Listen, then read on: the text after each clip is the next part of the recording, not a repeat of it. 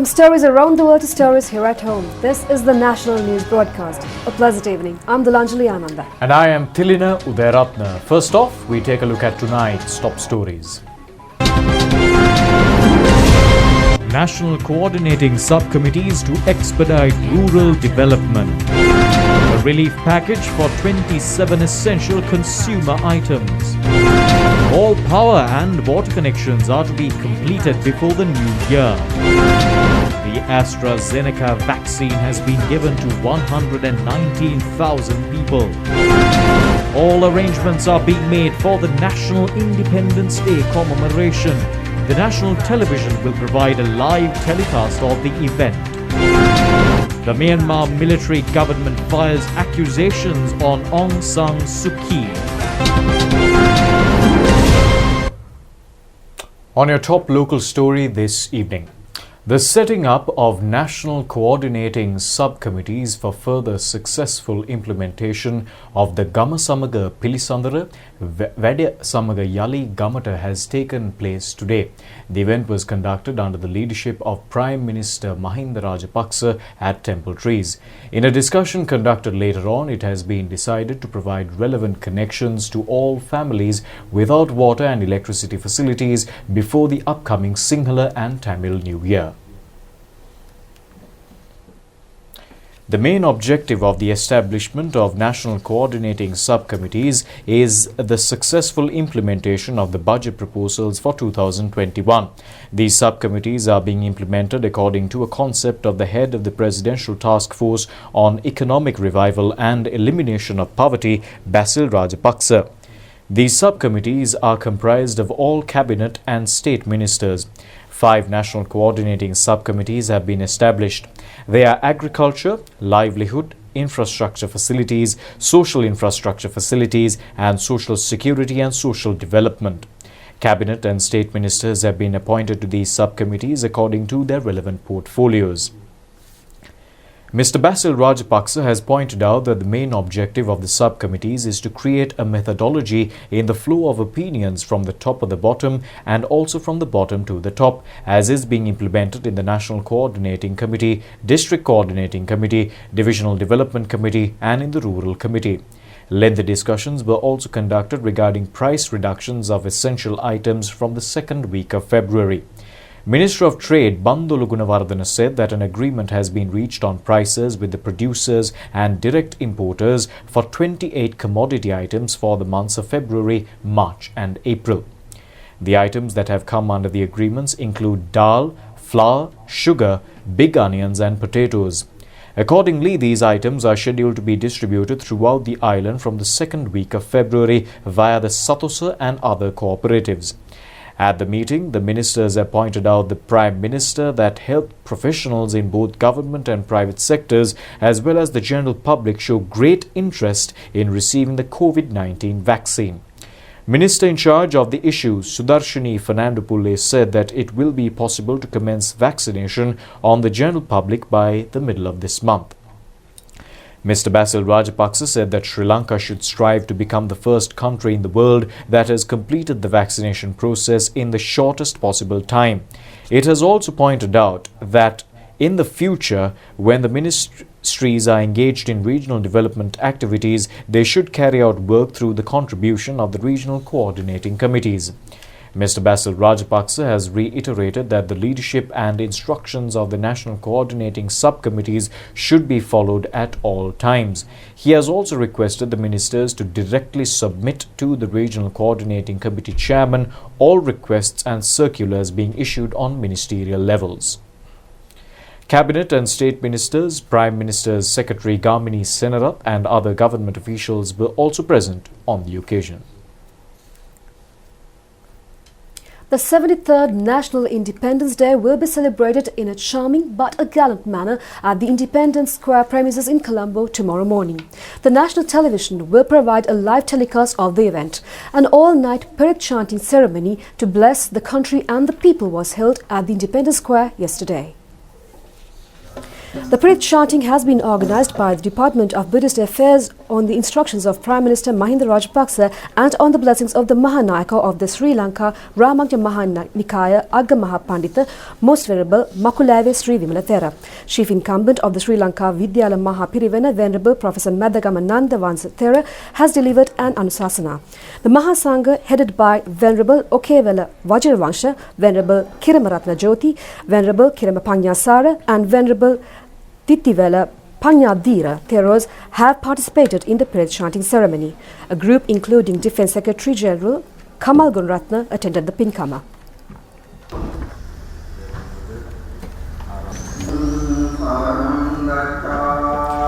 An almsgiving to the Mahasangha was conducted at the Sri Lanka Vidyala Mahapirivena Viharasthana in Maradana this morning. The event was organised by the Department of Buddhist Affairs under the direction of the Ministry of Buddha Sasana, Religious and Cultural Affairs. The State Ministry of Rural Roads and Infrastructure Facilities has commenced a tree planting program under the theme An Environment to Protect the Shade of Trees Along the Roadway in parallel to the 73rd National Independence Day. Accordingly, Mi and Karada saplings were planted by the roadside from Belekade Junction to Maliban Junction in Ratmalana today. The final rehearsals of the National Independence Day was conducted at the Independence Choir premises in Colombo this morning.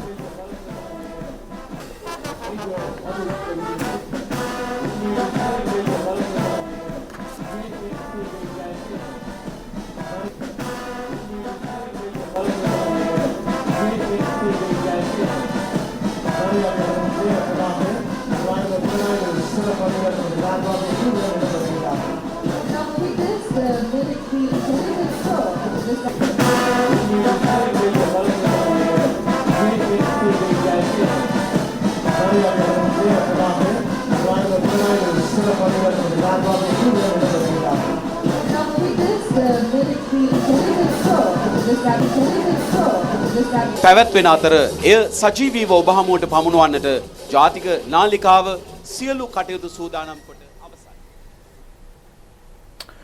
The epidemiology unit says that AstraZeneca COVID-19 vaccine has already been administered to more than 119,000 people in the country under the COVID-19 inoculation program.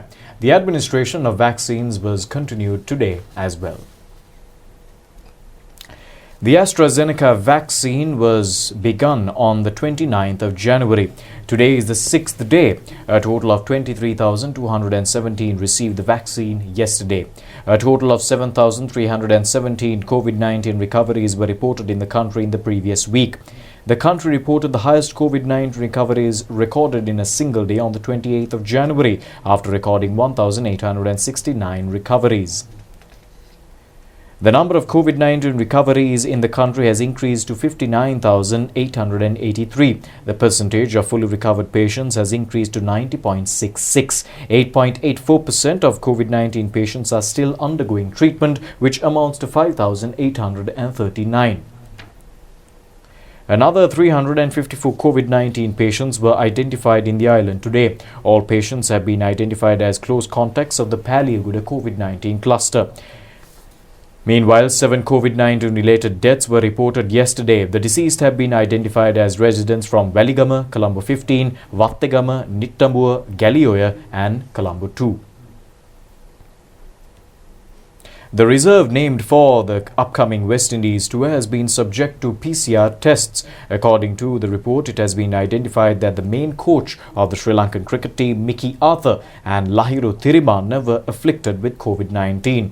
The reserve was reported to have undergone training under 3 groups since the 28th of last month. Sri Lanka cricket is contemplating on the possibility of postponing the West Indies tour, which was scheduled to commence on the 20th of this month, by taking into consideration the current developments.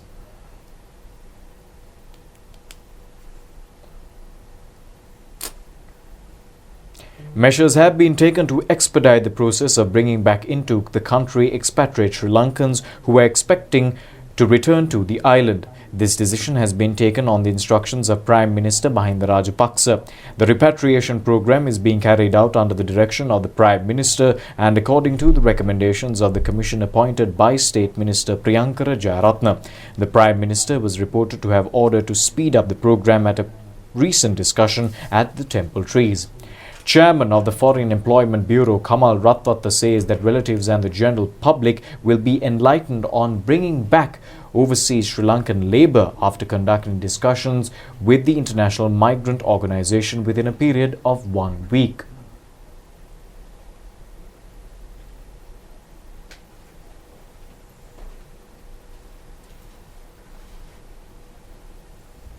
Bringing the global roundup of the pandemic, the COVID-19 pandemic has infected nearly 104 million people around the world, with over 2.26 million fatalities. Meanwhile, more than 600,000 lives have been lost to COVID-19 in Latin America and the Caribbean since the pandemic began at present.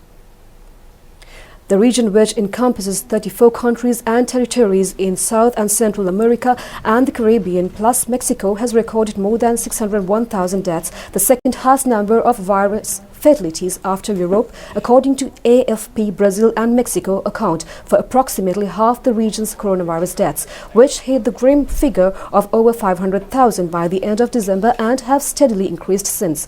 Europe has recorded nearly 748,000 deaths, while the toll in the United States and Canada was at least 464,200. Many Latin American countries have experienced a deadly second wave of infections since December after a few months of slower spread. Brazil is the country with the world's second highest national death toll, with more than 226,300 fatalities.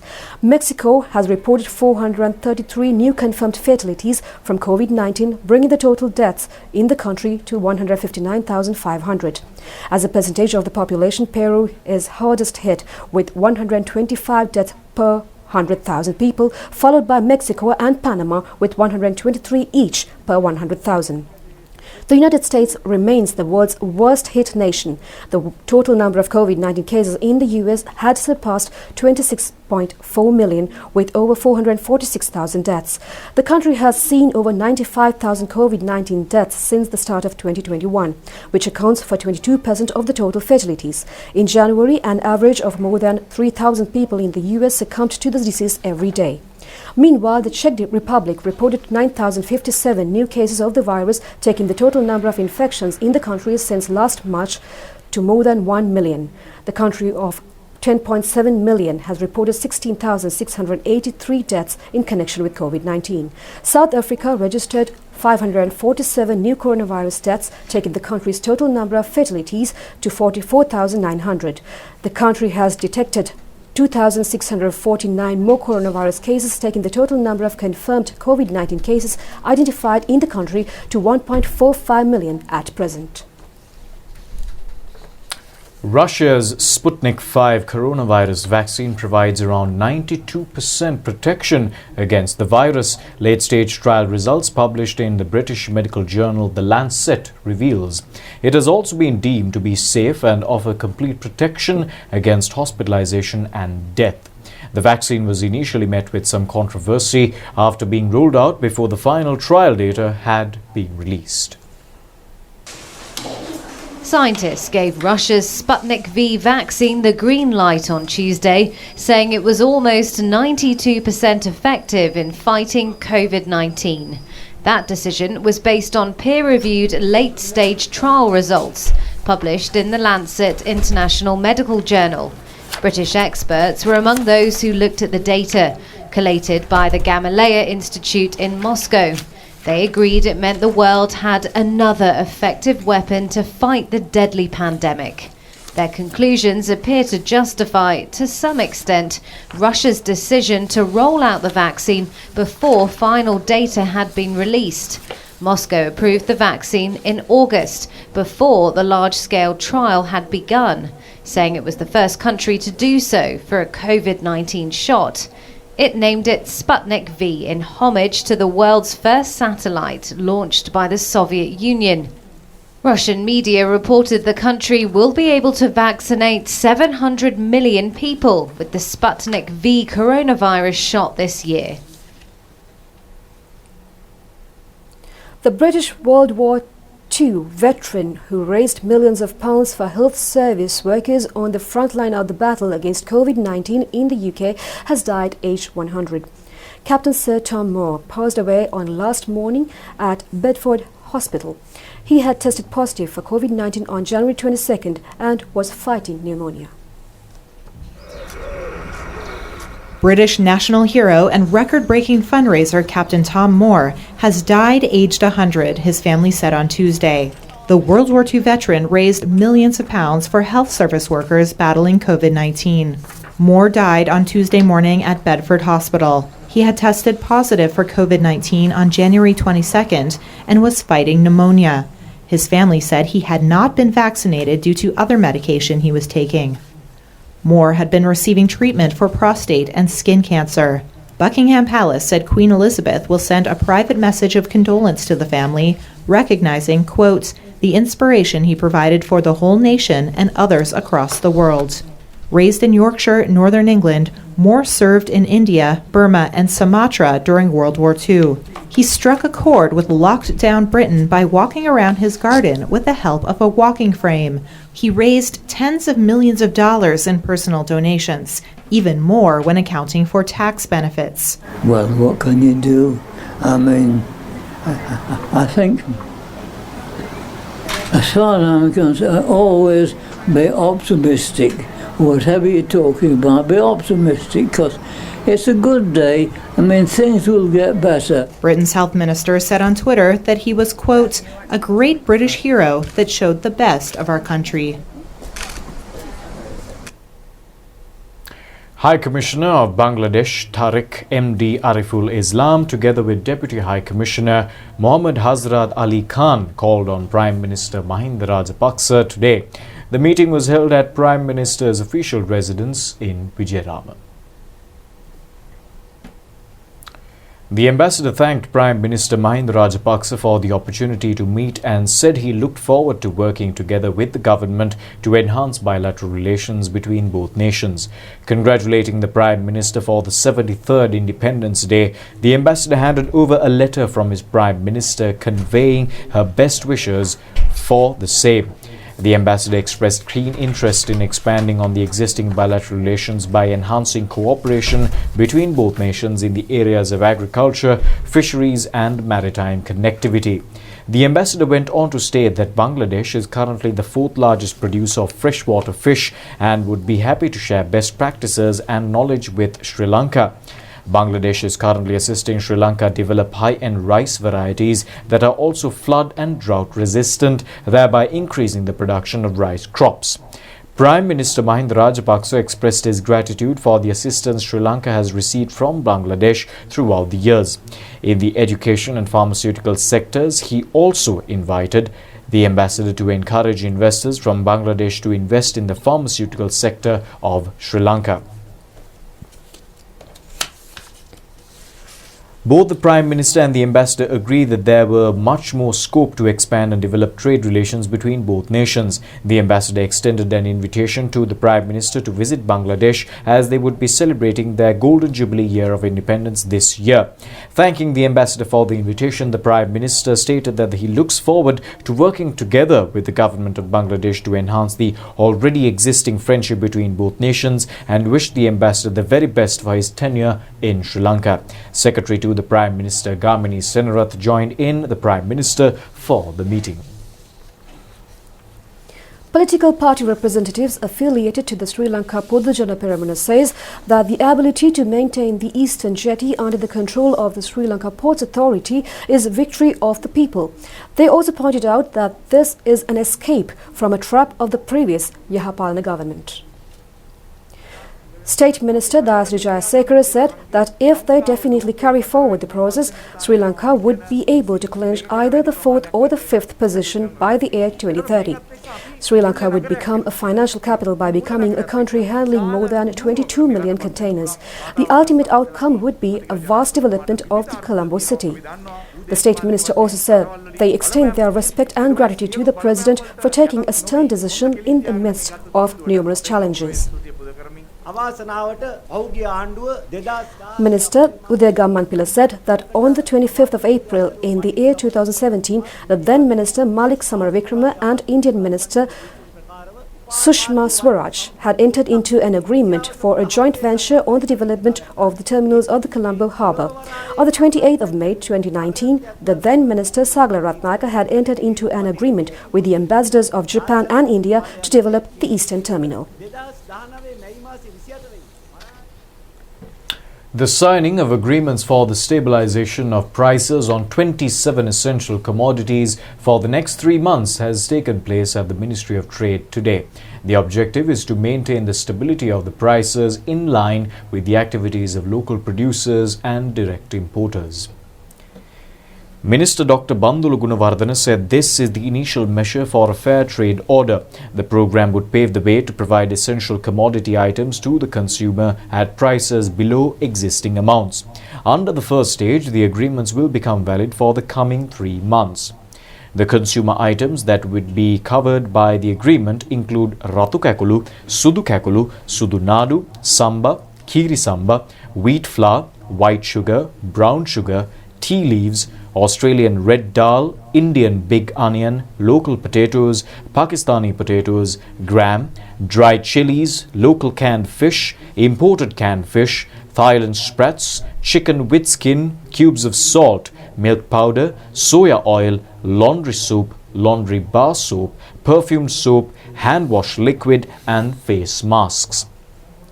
The consumers will be able to purchase these goods from the Satosa cooperatives and Q shop sales outlets. According to the agreement, it is the responsibility of the relevant groups to maintain quality of these produce during the 3-month period. The minister said the joining of the state and private sectors in a crucial task of this nature should be appreciated. The United National Party and the Samag Jana Balavega have conducted media briefings today. Opinions have been expressed in these meetings on the present situation in the country and also on the independence. General Secretary of the UNP, Palitharange Bandara, said that they are always not engaged in street protests but have always acted in a meaningful manner. He also said that an agreement has been reached between India and Japan regarding developing of the harbour. The UNP General Secretary further said that they have worked according to the pact. He added that it was due to this reason that India has responded to a statement of the Prime Minister.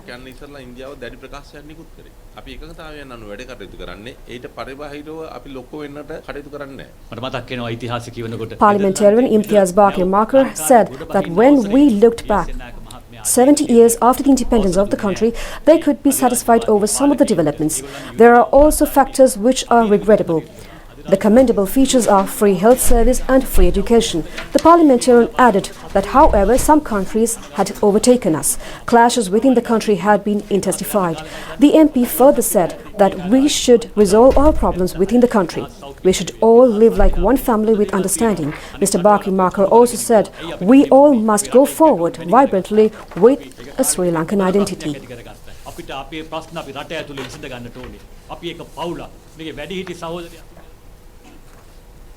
All Ceylon Medical Officers Association handed over proposals to the Ministry of Health today to curb the spread of the COVID-19 outbreak in the country through a scientific approach. Accordingly, a group of representatives of the All Ceylon Medical Officers Association arrived at the ministry premises for the handing over of the proposal. The book titled COVID-Free Life, A Scientific Approach to Eliminate COVID-19 from Sri Lanka consists of the proposals presented by the association to curb the spread of the disease in the country. The representatives indicated that the book provides necessary recommendations in formulating COVID-19 preventive measures based on scientific facts while discarding myths related to the pandemic. Now then, we have some more local news in brief. The introduction of the week school to the school curriculum under the new educational reforms took place today. The aim is to enhance mental focus and the thinking power of students. Creator of the program, Venerable Udu Iriyagama Dhamma Vijayatera, says that a sustainable solution is needed to the restless nature of the mind. Minister of Education Professor G.L. Piris has presided over the inaugural ceremony at Anand College, Colombo 10 this morning. A group of including State Minister Susil Premajayantha was present on the occasion. US Ambassador in Sri Lanka Elena B. Teplitz has met Foreign Minister Dinesh Gunawardena at the Foreign Ministry yesterday. Attention was focused on this occasion on diplomatic and economic relationships between the US and Sri Lanka. State Minister of Regional Cooperation Tharaka Balasurya was also present at the event. The Colombo District Northern Conference of the Sri Lanka Pudujana Engineering Front was held in Kaduwela yesterday. The contributions of engineers for the fulfillment of the Saubhagye Dakma policy statement was discussed on this occasion. Parliamentarian Madhura Vithanage and President of the Engineering Front and Chairman of the Ceylon Electricity Board Vijitha Herath were also present.